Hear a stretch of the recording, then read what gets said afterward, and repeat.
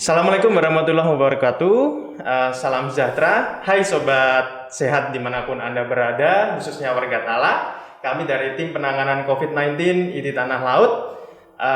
Pada kesempatan kali ini kami akan berbagi edukasi tentang hal-hal yang ada atau yang bisa terjadi seputar selama kita mengalami pandemi COVID-19 ini.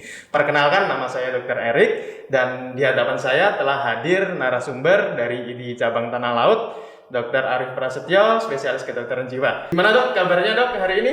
Alhamdulillah sehat. Oke. Terima kasih. Dok, nah topik kita kali ini dok berkenaan dengan bidang pian. Nah, topiknya adalah stres di masa pandemi. Nah, kalau kita ngikuti berita dok, baik di media massa, cetak maupun elektronik, medsos, mau IG, Twitter, Pet sudah nggak ada ya. Apalagi ya apapun itu dah. Terus kemudian di TV-TV, ini kan angka kejadian positif COVID-19 itu makin lama makin meningkat. naik. Ya. Nah, apalagi di tempat kita nih dok, di daerah Kalsel nih. Nah, tentu saja hal ini kan pasti ngefek lah dok di kehidupan manusia nih. Iya. Nah, di kehidupan warga kita khususnya. Nah, efeknya pun juga macam-macam dok, sampai ada yang nggak punya kerja, stop dari kerja. Betul. Terus efeknya bisa tutup usahanya dan lain sebagainya. Nah, ini kan bikin stres kan dok ya? Stres nih. Sebenarnya stres sendiri itu apa sih dok? Oh iya. Kalau dari secara definisi, stres ini adalah sebuah respon dari individu atau seseorang, baik berupa fisik maupun psikologis dalam menghadapi sebuah perubahan. Fisik dan psikologis ya dok? Psikis dan fisiknya. Jadi dua-duanya mengalami respon. Ya, jadi dari sisi psikis atau kejiwaannya yang sering kita alami mungkin rasa takut, rasa cemas, rasa sedih, bahkan sebagian ada yang marah. Itu ada respon dari psikis kita. Responnya ya dok ya, psikisnya ya? Iya. Dari fisik bisa juga mengalami ketegangan, nyeri kepala, gangguan tidur, gangguan makan. Nah, ini juga sebuah respon dari fisik kita. Jadi saling berkaitan ya dok, akhirnya antara fisik dengan psikologisnya ya? Betul sekali, ya? betul sekali. Iya. Terus kemudian dok, sebenarnya siapa aja sih dok yang rentan mengalami stres ini di masa-masa COVID-19 ini dok? Kalau dilihat siapa saja yang rentan, sebenarnya karena pandemi ini dialami oleh semua orang ya. Bisa orang tua, bisa anak-anak, siapa. Tetapi tentunya yang paling mengalami tentunya adalah orang yang terdiagnosis ya. Mungkin terdiagnosis dengan COVID, pasti mereka akan mengalami kondisi stres ini ya. Waduh, saya kok kena COVID ini, nah itu stres. Yang kedua yang sering terjadi adalah tenaga kesehatannya juga, karena tenaga kesehatan juga adalah orang yang merawat pasien-pasien dengan konfirmasi positif. Jadi siapapun sebenarnya bisa kena. Mungkin perlu saya jelaskan bahwa stres di sini merupakan sebuah respon emosional yang wajar. Jadi wajar sekali ketika kita takut dengan pandemi ini. Wajar kalau kita cemas atau khawatir dengan pandemi ini, karena resikonya adalah kematian. Tetapi kita harus tahu batasannya, apakah ini respon yang fisiologis atau respon yang normal, ataukah kondisi kita sudah melampaui batas normal. Nah, cut off-nya di mana itu dok? Ya, betul. Batasannya kapan nih? Ini dikatakan normal, kapan dikatakan tidak normal? Ada beberapa ukuran. Yang pertama adalah ketika seseorang yang mengalami stres ini merasa menderita. Waduh, saya kok khawatir terus ya. Saya kok jadi nggak bisa tidur terus ya. Dampaknya adalah berkurangnya fungsi peran dari individu atau orang-orang ini. Misalnya saya jadi tidak bisa bekerja, saya jadi takut keluar rumah untuk bekerja, atau saya tidak bisa menjalankan peran saya sebagai ibu rumah tangga, maka itu bisa dikatakan adalah sebuah bentuk stres yang patologis. Artinya sudah di atas, sudah tidak normal lagi. Oke. Artinya begitu kita mengalami sebuah perubahan, kita akan merespon baik tubuh maupun pikiran kita. Jika respon ini normal, maka kita akan tetap bisa bekerja, maka kita akan tetap bisa menjalankan fungsi peran kita masing-masing. Yang jadi guru tetap jadi guru, yang ibu rumah tangga tetap ibu rumah tangga, yang bekerja tetap bisa bekerja. Tapi jika fungsi peran ini terganggu dan penderitanya dan individu tersebut merasa menderita, maka ini yang dikatakan sebuah bentuk stres yang tidak normal. Oke. Jadi batasannya adalah di masih mampu melakukan pekerjaan peran sehari-harinya Ya, atau tidak, ya. atau sudah terganggu gitu ya, Ya, Dok ya. betul. Oke. Nah, kemudian Dok, tapi kan itu kan kalau misalkan sudah terdiagnosis nih COVID-19, Oke. sebenarnya di sekitarnya pun kayak misalkan kontaknya juga kan ada was-was juga, Dok. Iya, Nah, betul, seperti betul, apa ini, betul. Dok? Betul. Beberapa juga saya dapatkan tidak terdiagnosis COVID-19 tapi juga merasa cemas, dan itu sebuah respon yang saya katakan tadi wajar. Ketika di sekitar kita mengalami COVID-19 atau orang-orang keluarga kita mengalami COVID-19, maka kita akan muncul rasa kekhawatiran, jangan-jangan saya kena nih, jangan-jangan keluarga saya tertular ini, ya, gitu. Rasa khawatir ini saya jika tadi tidak mengganggu fungsi perannya sebagai manusia, jika dia tidak merasa menderita dengan kondisi psikologis maupun fisik yang mengalami perubahan tadi, maka kita katakan ini masih dalam batasan wajar. Oh, saya takut COVID, tetapi saya tetap bisa jadi PNS, saya tetap bisa menjalankan ibu rumah tangga dengan baik, maka kita katakan wajar. Tetapi, saya kok takut COVID, jadi saya takut ke pasar. Saya takut COVID, jadinya saya takut lewat depan rumah sakit misalnya. Nah, itu bisa kita katakan suatu respon yang berlebihan atau sudah mulai tidak wajar. Oke. Jadi kayak model menghindari, avoidant, itu juga respon yang berlebihan lah, Dok, ya.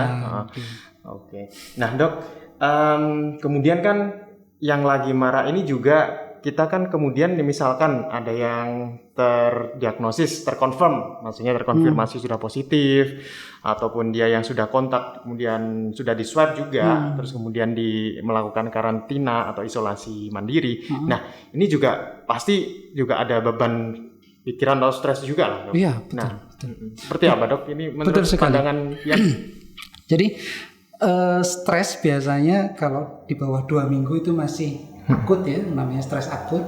Di atas 2 minggu mungkin bisa kita kategorikan itu sebuah stres kronis.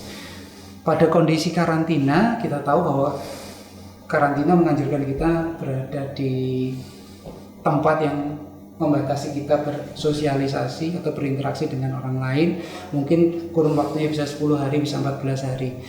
Jika di atas itu, kemungkinan akan mengalami gangguan mental lebih besar.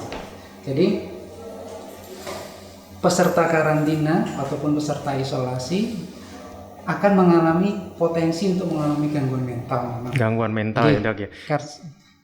Jadi hemat saya, ketika kita mengkarantina seseorang atau mengisolasi diri kita sendiri, maka kita harus menemukan sebuah metode bagaimana kita bisa mencegah terjadinya sebuah stres kronis. Karena stres kronis ini juga berakibat pada menurunnya daya tahan tubuh kita. Nah, berarti ini menarik nih, Dok. Jadi benar nggak sih, Dok, sebenarnya kalau misalkan tingkat stres itu kan ada yang bilang nih tingkat stres itu berpengaruh terhadap respon imun seseorang. Nah, itu sebenarnya memang mitos aja atau beneran ada dasar ilmiahnya, Dok? Iya, betul. Menurut saya itu ada dasar ilmiahnya. Ada dasar ilmiahnya. Karena komponen diri kita selain fisik ada juga psikis ya, ada juga psikis atau psikologis. Jadi dua komponen ini tidak bisa dipisahkan. Artinya kondisi fisik kita sehat, tetapi kondisi mental kita atau kondisi psikologis kita tidak sehat, maka respon imun kita juga tidak akan optimal. Sebagai contoh misalnya kita olahragawan nih, tapi ketika kita menghadapi suatu masalah besar, misalnya kehilangan pasangan atau kehilangan orang tua, maka kondisi mental kita akan turun. Pada kondisi itu respon imun kita juga akan terpengaruh. Karena itu penting sekali bagaimana kita menjaga stres kronis kita ini bisa dikelola dengan baik. Nah, tentu saja sebelum tadi kan ada misalkan sebelum jadi stres kronis kan melewati stres akut dulu. Nah, gimana sih, Dok, cara menemukan menemukan cara supaya yang stres akut tadi nggak jadi kronis, Dok? Ya, betul. Titik tengahnya ini yang paling bagus seperti apa menurut kalian?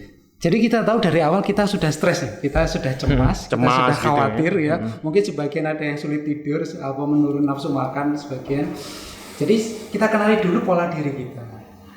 Biasanya anjurannya adalah ketika kita mengalami sebuah respon psikologis maupun fisik terhadap suatu kondisi yang menuntut kita berubah, kita harus kenal diri kita. Oh ya, saya biasanya kurang tidur, oh saya biasanya jadi susah makan. Kalau kita sudah kenal, maka kita bisa berkomunikasi dengan rekan-rekan yang lain atau keluarga kita, baik secara langsung maupun secara online saat ini ya, daring secara langsung ya. Karena dengan seperti itu maka lingkungan kita aware atau sadar bahwa kita mengalami sebuah reaksi stres gitu ya. Yang kedua adalah tadi mencari informasi yang tepat. Karena apa? Jika informasi yang kita dapatkan ini tidak tepat, maka akan membangun pola pikir kita menjadi lebih tidak sehat menurut saya. Misalnya contoh sekarang banyak hoax bicara tentang COVID, tentang penularannya ataupun konspirasi atau apapun itu, membuat kita jadi berpikir lebih was-was terhadap itu. Maka stres kita yang awalnya bisa kita kelola dengan informasi yang salah tadi, maka akan bergulir terus, akan terus-menerus berjalan dan membuat kita semakin sulit untuk lepas dari stres tadi. Jadi saya sarankan pertama adalah ketika kita menerima sebuah stresor, carilah informasi yang tepat, carilah sumber-sumber yang tepat. Kalau di Indonesia mungkin kita bisa mengakses akunnya Kementerian Kesehatan, Diskominfo mungkin kalau di Tanah Laut, atau akun resmi yang lain. Jadi dari situ kita akan melihat, oh ternyata pikiran kita bisa lebih positif. Dari situ kita akan membangun pikiran kita lebih positif. Dan stres akut ini akan terkelola dengan baik, tidak jadi stres kronis. Iya. Jadi poinnya adalah lebih terbuka, sobat sekalian. Yang pertama lebih terbuka, baik secara offline dan tentunya kalau misalkan offline jaga jarak dan protokol kesehatan ya. Nah, terus kemudian bisa secara online juga daring. Terus yang dua adalah tadi cari informasi yang benar. Nah, karena dengan informasi yang benar tadi kita bisa membangun pola pikir yang positif juga ya, Dok ya. Optimis. Gitu. Nah, ini yang terakhir nih Dok, kira-kira ada nggak Dok tips tertentu yang bisa kita pakai supaya kita bisa mengelola stres secara umum nih Dok, secara umum ya, secara general. Nah. Kalau dari WHO ada beberapa pola untuk kita mengelola stres selama pandemi ini adalah tadi salah satunya tetap berkomunikasi dengan keluarga dan teman, baik kalau sekarang dianjurkan secara online boleh. Kemudian yang kedua adalah pola hidup sehat, artinya istirahat yang cukup, makan yang sehat. Kemudian yang ketiga adalah mencari informasi yang tepat. Itu sangat penting membangun pikiran kita agar tetap optimis dan positif. Kemudian hindari mengakses atau menonton berita-berita yang negatif tentang COVID. Artinya ketika kita berada di rumah, ada media radio, ada media televisi, mungkin paling akrab dengan kita adalah media internet, media sosial. Di sini kita harus bisa menyaring. Artinya kita harus bisa membatasi diri mengakses media-media tersebut. Karena media yang sosial yang negatif juga akan berpengaruh terhadap pemikiran kita. Dan yang terakhir adalah kita tetap menjalankan hal-hal yang sebelumnya kita sukai atau membuat kita sesuatu yang hobi ya. Salah satunya hobi. Yang kedua adalah kegiatan spiritual. Jadi masing-masing agama tentunya punya cara tersendiri dalam beribadah. Kalau Muslim bisa sholat, mungkin bisa berdoa. Kemudian kalau kita punya hobi juga hobinya masing-masing, sifatnya individual. Karena saya tidak mungkin menyuruh seseorang pergi ke pantai sementara dia tidak hobi ke pantai gitu. Jadi hobi harus tetap dijalankan agar keseimbangan psikologis kita tetap komunikasi tetap jalan, hobi tetap jalan. Nah, terus kemudian Dok, yang terakhir lagi nih, jadi kapan nih kalau misalkan sobat sehat di Tala sekalian mengalami stres, terus kemudian dia perlu konsul ke Pian kah atau ke psikolog kah? Kapan nih cut off-nya ini Dok? Kapan kita harus konsultasi dengan profesional? Pertama adalah ketika tadi bahwa kecemasan atau stresor kita ini mengganggu fungsi kita sehari-hari. Misalnya dia adalah seorang pelajar, ternyata dia tidak bisa menjalankan fungsinya sebagai pelajar, maka kita perlu konsultasi dengan profesional tersebut.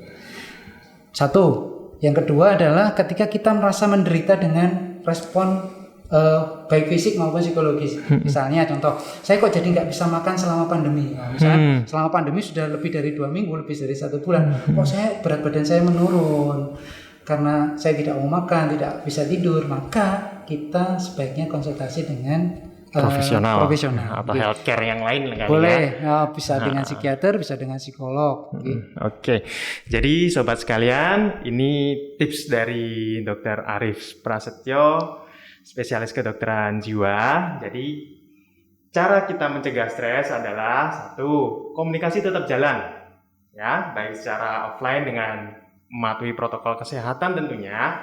Terus yang nomor 2, hobi tetap jalan, ya. Hal-hal yang berbau positif tentunya. Nah, yang tidak kalah penting adalah kapan kita bisa membedakan mana stres yang wajar dan mana stres yang nggak wajar, dan tentunya itu yang akan membawa kita untuk mencari pertolongan medis atau mencari pertolongan ke psikolog, seperti itu. Ada yang tambahkan dok? Mungkin dok selain ini dok? Sementara cukup aja ya. Oke. Demikian sobat sehat sekalian dimanapun Anda berada, saya harap kita tetap happy, tetap enjoy selama menjalani kebiasaan baru. Betul, ya? adaptasi kebiasaan baru di era pandemi COVID-19 ini. Demikian sobat sehat dimanapun Anda berada, informasi yang boleh kita bagikan pada kesempatan kali ini. Jadi jangan lupa ya untuk stay tune di channel kita, dan stay safe, stay healthy, and goodbye.